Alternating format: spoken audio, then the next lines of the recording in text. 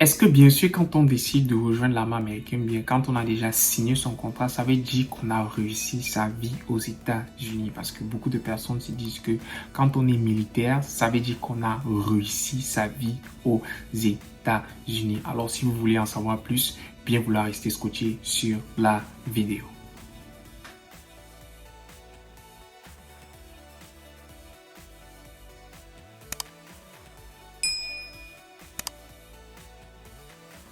Alors salut à tous, nous revoilà dans une nouvelle vidéo. Aujourd'hui nous allons parler de ce paradigme-là, nous allons parler de cette histoire que les gens disent que quand on rejoint l'armée américaine, ça veut forcément dire qu'on a réussi sa vie.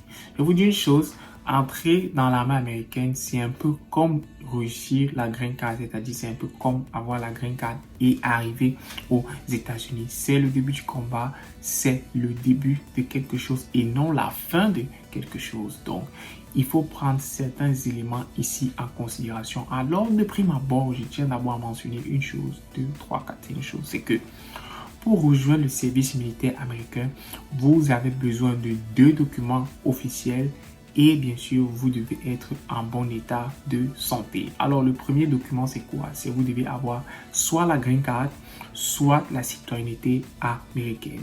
Et le deuxième document, c'est vous devez avoir au minimum le baccalauréat.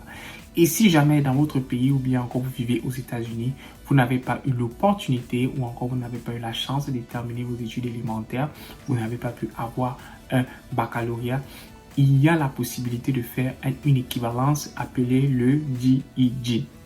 Le GED, encore appelé General Education Development, où nous avons parlé de cette histoire de GED dans une vidéo là en bas que vous allez voir dans la description de cette vidéo, bien sûr, où nous détaillons le GED, comment le GED se passe et quels sont tous les éléments qu'il vous faut, bien sûr, quand vous voulez composer le GED. Donc, Green Card ou alors avoir le GED. Très simple.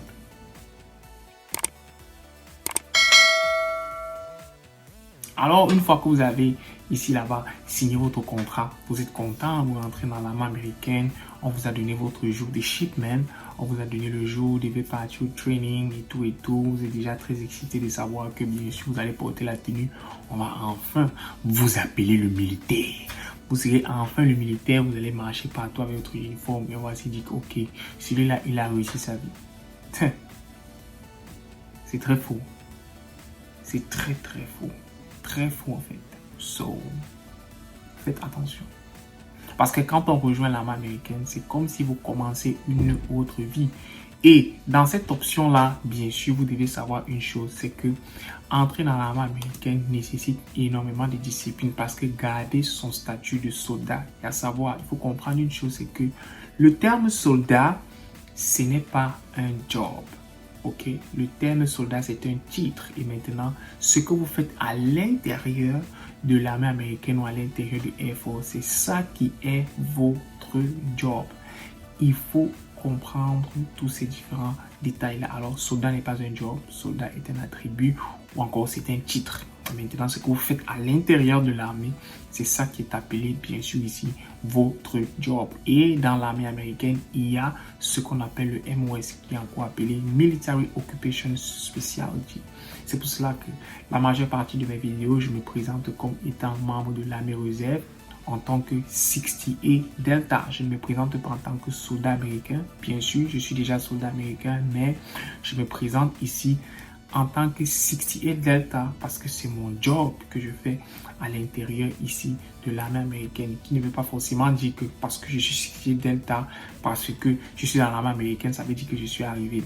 Non, parce que dans l'armée, c'est encore toute une autre vie que vous allez vivre.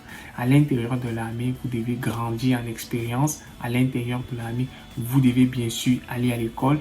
À l'intérieur de l'armée, vous êtes en mesure ici de bénéficier de tout ce qui concerne le caractère professionnel, le caractère académique et bien sûr, sans toutefois oublier le caractère social. Donc, l'armée américaine, dans un sens, vous permet de grandir ici en tant que personne et vous permet aussi de grandir, de vous découvrir dans un sens, de vraiment savoir qui vous êtes.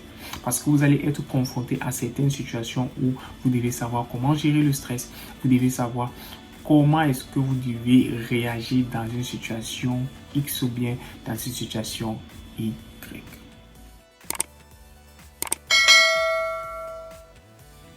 Alors, il est important pour vous de savoir que entrer dans l'armée américaine ne veut pas dire qu'on a réussi sa vie. Entrer dans l'armée américaine vous donne ce qu'on appelle un boost dans votre carrière. Ça vous donne une expérience militaire qui va bien sûr vous servir quand vous allez ici sortir du service militaire américain. Mais rappelez-vous toujours d'une seule chose, c'est quoi? C'est que quand vous décidez de rejoindre le service militaire américain, la première question que vous devez vous poser, c'est qu'est-ce que je veux faire? Ou encore, comment est-ce que je vais pouvoir utiliser les ressources que le service militaire américain me donne pour pouvoir atteindre mes objectifs, pour que quand je sorte de l'armée, j'ai un bagage professionnel, j'ai un bagage éducationnel que je peux utiliser dans le monde du civil pour que, par exemple, ma vie ne recommence plus à zéro, ou bien encore que je sois franchement et établissement statué dans la vie de civil. Alors, merci d'avoir regardé la vidéo et j'espère que ça a répondu à la question de beaucoup de personnes qui se demandent que quand on rejoint l'armée américaine, ça veut dire qu'on a réussi sa vie. Merci, à ciao ciao et prenez soin de vous.